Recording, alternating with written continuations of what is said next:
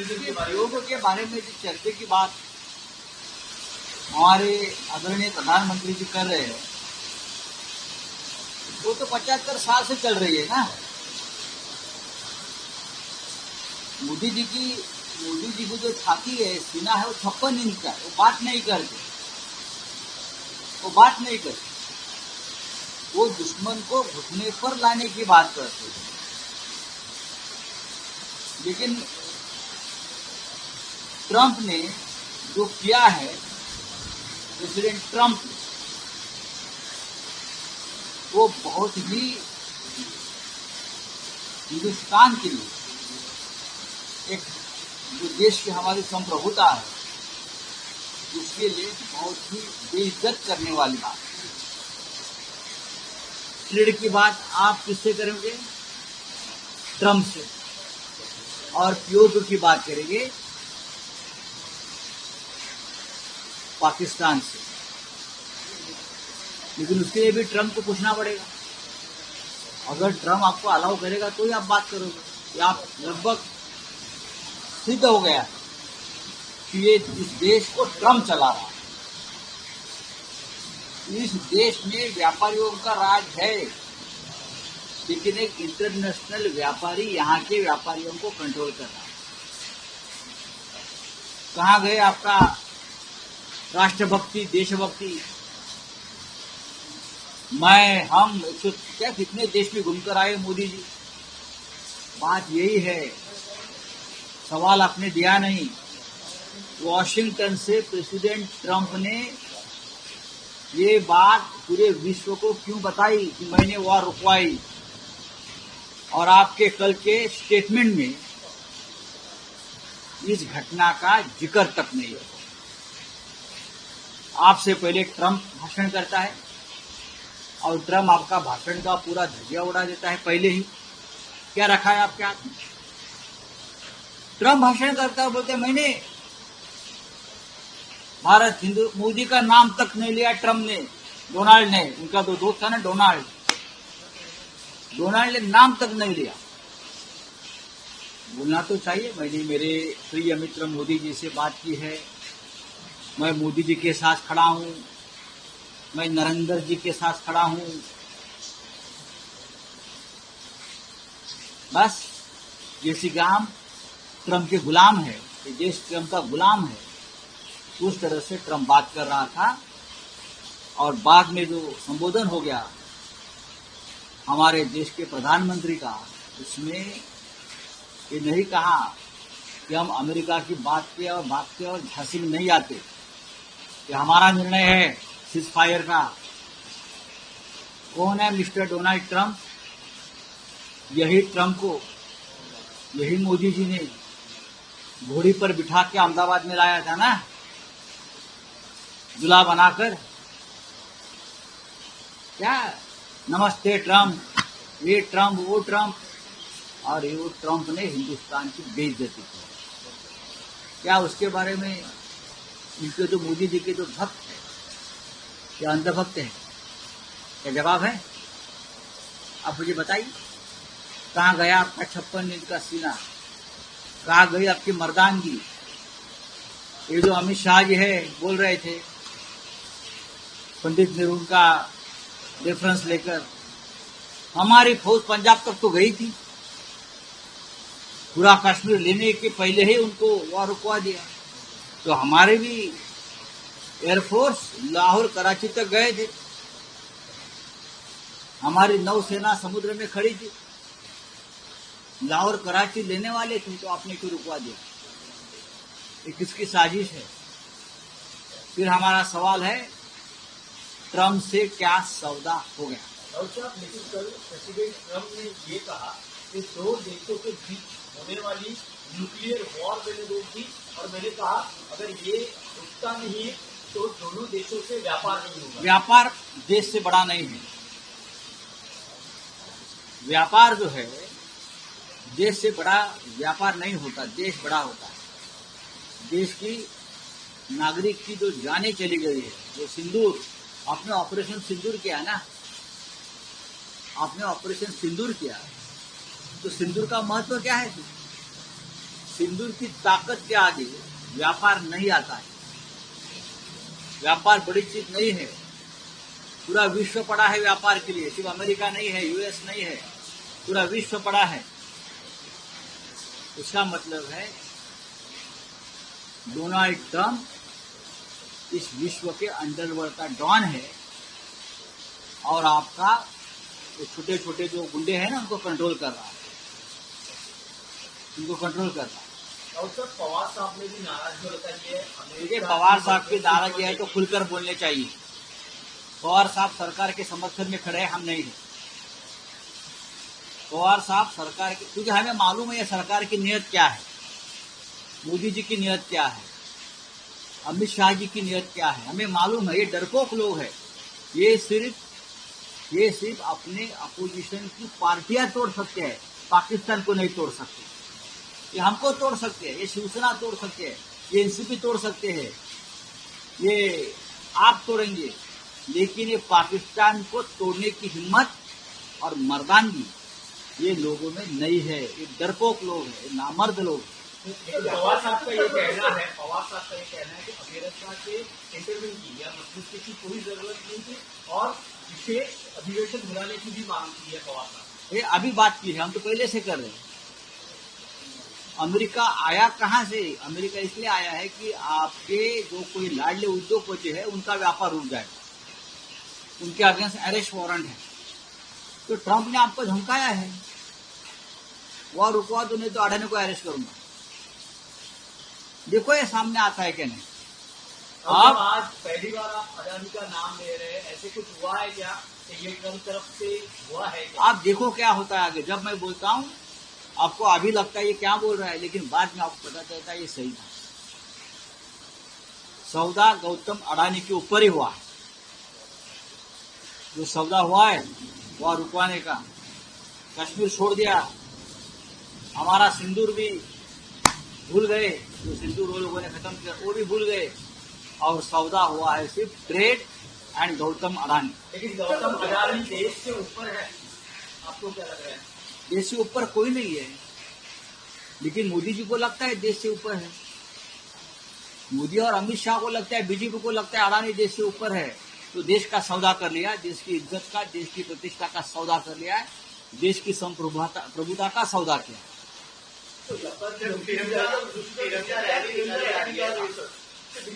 उनका देखिए, उनकी तिरंगा रैली निकालने की हैसियत नहीं है। जिस तरह से तिरंगा का अपमान हो गया है, अभी तिरंगा को छूने का अधिकार नहीं, वो अपना अधिकार खो दिया है। आप अमेरिका का झंडा लेकर यात्रा निकालो, यहाँ ट्रंप का झंडा लेकर यहाँ घूमिए भाजपा वाले। मैं नड्डा जी से कहना चाहता हूँ, कौन से अधिकार से आप तिरंगा लेकर घूम रहे हो? आपको तो ट्रंप का झंडा हाथ में लेना चाहिए। डोनाल्ड ट्रंप का झंडा और मोदी के साथ डोनाल्ड ट्रंप ये पोस्टर लगाकर आप घूमिए, या आपके आईटी सेल वालों को बोलिए जरा चुप बैठिए, तो रास्ते में फिट जाएंगे ये लोग। बोला हाँ, आपका क्या है? हो गया। पंतप्रधानांनी काल भारत पाक युद्ध आणि निर्माण झालेली परिस्थिती यावर विस्तृत निवेदन केलं। यात ते असं म्हणत आहे की व्यापार, दहशतवाद आणि फोडणी ही एकत्र होणार, नरेंद्र मोदींच्या अण्वस्त्राची भीतीही दाखवली। मग सीजफायर शस्त्रसंधी युद्धबंदी का केली? मोदींचं भाषण हे एक नंबरचं बकवास भाषण, हे विजेच्या राष्ट्राच्या प्रमुखाचं भाषण नव्हतं। आमचं सैन्य, आमचं हवाई दल, आमचं नौदल हे पूर्ण पाकिस्तान तोडण्याच्या तयारीमध्ये असताना तुम्ही अवसान घात केला आणि त्यांना थांबवलं, नाही तर पाकिस्तानचे 2 तुकडे आता झाले असते पुन्हा एकदा। पण काल माझ्या लक्षात आलं, नरेंद्र मोदी, अमित शाह हे फक्त राजकीय पक्ष तोडू शकतात, ईडी आणि सीबीआयच्या मध्ये। यांची हैसियत, यांची लायकी ही फक्त पक्ष तोडणं, पक्ष विकत घेणं एवढीच आहे। पाकिस्तान तोडण्याची हिंमत यांच्यात नाही। जर हिंमत असती तर कालच्या 2 दिवसामध्ये पाकिस्तान तुटला असता, सैनिकांची तयारी होती। पण डोनाल्ड ट्रंप पुढे यांनी शेपूट घातला। आता हे लोक तिरंगा यात्रा काढतायत काहीतरी मला कळलं. कोणता तिरंगा? भारताच्या तिरंग्याला हात लावण्याची यांची लायकी नाहीये. यांनी अमेरिकेचा झेंडा हातात घ्यावा आणि काढावं. काही ती यात्रा काढता येत नाही कुठे, आणि अमेरिकन एम्बॅसीची परवानगी घ्यावी. या भारतीय जनता पक्षाच्या अध्यक्षांनी अमेरिकेचा झेंडा घ्यावा आणि मोदी बरोबर ट्रम्पचा फोटो लावावा. वीर सावरकर वगैरे वगैरेची नावं घेत असतात, अधिकार नाही. वीर सावरकरांचं स्वप्न साकार करण्याची संधी होती यांना, अखंड हिंदुस्थानचे. काय केलं? व्यापार. काय केलं तर व्यापार केला. कुणासाठी? गौतम अडाणीसाठी, अंबानीसाठी व्यापार केला. व्यापार मोठा, देश मोठा नाही यांच्यासमोर. भविष्यात सगळे सौदे बाहेर येतील. आज राहुल गांधींची पत्रकार परिषद आहे, तेही काही गोष्टी बोलणार आहेत. शरद पवारांच्या भूमिकेमुळे महाविकास आघाडी, इंडिया आघाडी अस्वस्थ आहे का? अजिबात नाही. आमची भूमिका आम्ही मांडतो, काँग्रेसची भूमिका काँग्रेस मांडत आहे. आज राहुल गांधी बोलतायत. कारण काल तुम्ही सगळे म्हणलं की विशेष अधिवेशन बोलवावं. शरद पवार काल प्रतिक्रिया देताना असं म्हणाले की विशेष अधिवेशन बोललं तरी संरक्षणासंदर्भात चर्चा करताना काही मर्यादा येत असतात, त्यामुळे फार संरक्षणासंदर्भात चर्चा करताना कोणत्याही मर्यादा येत नाहीत. जर आमच्या देशाने अमेरिकेसमोर गुडघे टेकलेले आहेत, आमच्या देशाचं नेतृत्व तिथे बसून ट्रम्प करतो आहे, त्याच्यावरती जर आम्ही चर्चा करणार नसतो तर कशावर चर्चा करू? यापूर्वी चीन 1971चं युद्ध असेल, 65चं युद्ध असेल, संसदेमध्ये सविस्तर चर्चा झालेली आहे. शरद पवार पूर्णपणे एक वेगळ्या भूमिकेत दिसत आहेत. इंडिया आघाडीसोबत ते असून सुद्धा पूर्णपणे या परिस्थितीमध्ये सरकारला आपण पाठिंबा द्यावा, सरकारला ते अद्याप अंधारात आहेत.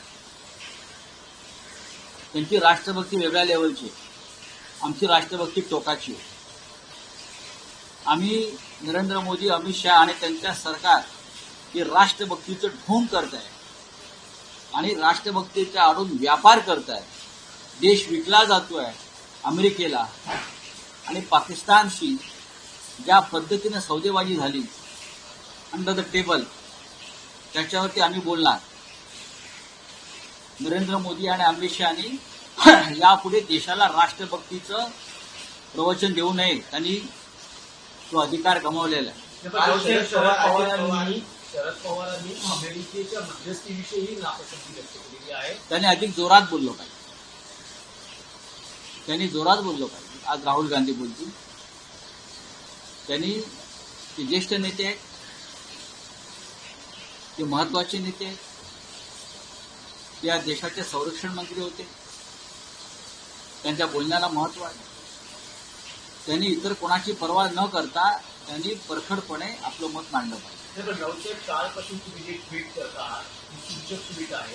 काल पंतप्रधानांच्या भाषणाआधी केलेलं ट्विट आणि तो फोटो, आणि आज सकाळी तुम्ही वाघाचं कातडं आणि लांडगा असं केलेलं ट्विट, काय सुचवायचं काय आहे? या लोकांच्या भावना आहेत, आणि मोदींच्या भक्तांच्या भावना या आहेत. अंधभक्तांचं मला माहीत नाही, पण भक्तांच्या भावना याच आहेत की मोदींनी बुच लावला म्हणून देशात. महाराष्ट्रातले काही विषय आहेत.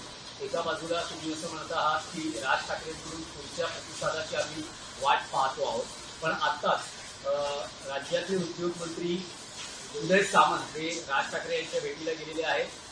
त्यांचं असं म्हणणं आहे की ते त्या विभागातून जात होते, त्यावेळेस त्यांनी राज ठाकरेंना फोन केला. राज ठाकरेंचे त्या वॉर्डाचे नगरसेवक, उदय सामंतच्या वॉर्डाचे नगरसेवक आहेत त्या शिवाजी पार्कचे. काय शाखा प्रमुख आहेत, सतत त्या रस्त्याने जातात. आम्हाला का रस्ते माहीत नाहीत? आम्हाला या मुंबईच्या गल्ल्यावर माहित आहे. उदय सामंत नंतर आले या मुंबईत, दादरला. शिवसेना भवन आहे तिथे, सामनाचं ऑफिस आहे तिथे, मार्मिकचं ऑफिस होतं तिकडे. बरं, रस्ते आम्हाला माहिती आहे, जास्त माहिती आहे. आणि उत्तम खिचडी प्रकाशमध्ये मिळते किंवा आस्वादमध्ये मिळते. जरी असलं तरी दोन राजकीय नेते भेटतात. एका बाजूला उदय सामंत हे राजकीय नेते नाहीत. Uday Samant is not the political leader. ते मंत्री आहेत. ते एकनाथ शिंदे यांच्या गटातले एक मंत्री आहेत असं मी मानतो. युतीसाठी मीडिएटर पण हा हप्ता आहे. शिंदे गट आणि मुलाचे याच्या बघा, मी त्याच्या संदर्भात काही बोलणार नाही. हा विषय खुल्या चर्चेचा नाही. राज ठाकरे यांनी भूमिका व्यक्त केली होती उद्धव ठाकरे साहेबांसंदर्भात. आम्ही त्यांना सकारात्मक प्रतिसाद दिला.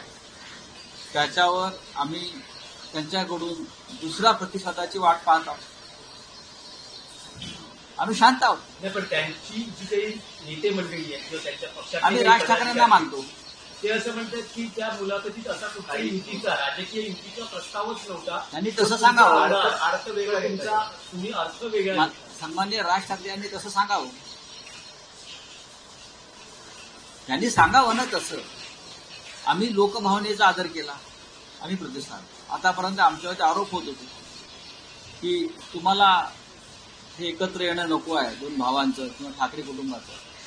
आता आमचं मन खुलं आहे. आमचं मन प्रभू श्रीरामाचं मन आहे, हनुमानाचं मन आहे, मोकळं मन आहे. अजित पवार, शरद पवार बंद दाराआड चर्चा करताना आतापर्यंत पाहायला मिळाले. काल व्यासपीठावर बऱ्याच मला सरकारी वेळा कार्यक्रम राष्ट्रवादी काँग्रेस आज बैठकही आहे. आज बैठक आहे.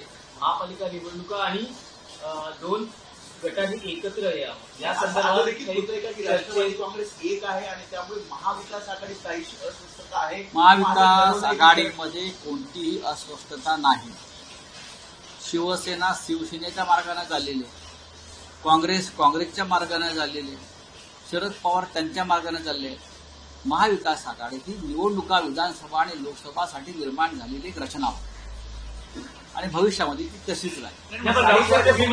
तिन्ही पक्ष आपापल्या मार्गाने चालले. प्रत्येकाच्या विचारधारा वेगळ्या एका आहेत. मार्गाने चालणं जास्त कशाला? युक्तिक ठरतं ना. कशा करता एकाच विचारानं चाललं पाहिजे. शिवसेनेचा विचार वेगळा, राष्ट्रवादी काँग्रेसची भूमिका वेगळी आणि काँग्रेसची भूमिका वेगळी. आम्ही या देशातल्या हुकुमशाहीचा पराभव करण्यासाठी एकत्र आलो आणि ती आमची भूमिका काय आहे. या विषयात सोबत दिसणार का? नक्की महाविकास आघाडी मजबूत आहे. रावसाहेब पवार साहेब असं म्हणतात की आज इंडिया आघाडी सक्रिय नाही असं त्यांनी थेट मुलाखतीत म्हटले. आम्ही सगळे वेगळे सक्रिय आहोत म्हणजे इंडिया आघाडी सक्रिय आहे. मी सक्रिय आहे, उद्धव ठाकरे सक्रिय आहे, शरद पवार सक्रिय आहेत, राहुल गांधी सक्रिय आहेत, आप पक्ष सक्रिय आहे, तिकडे तेजस्वी यादव सक्रिय आहेत, अखिलेश यादव सक्रिय आहेत. प्रत्येक ठिकाणी आपापल्या मंचावर सक्रिय आहे म्हणजे इंडिया आघाडी सक्रिय आहे असं मी मानतो. धन्यवाद.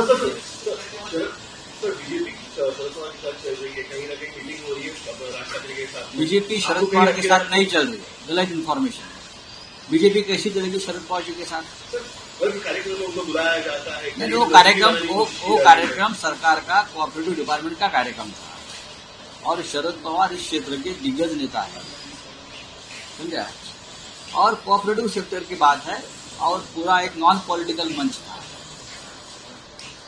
और हमारा पूरा ध्यान है, हमारा पूरा फोकस है किधर क्या चल रहा है. मीडिया से ज्यादा हमारे पास खबरें होती है. मीटिंग हो रही है राज ठाकरे के साथ उदय राज ठाकरे के साथ उदय सामंत की कौन मीटिंग हो रही है? मीटिंग हो गई, वो खिचड़ी खाकर चले गए. मीटिंग हो गई, खत्म हो गई. अब दूसरी खिचड़ी खाने को कहाँ गए मुझे मालूम नहीं. चलिए, वो दूसरी खिचड़ी के लिए गए हैं, इसलिए तो खिचड़ी बोलते हैं ना. लोकशाही मराठी ऐका, पहा, जागरूक रहा.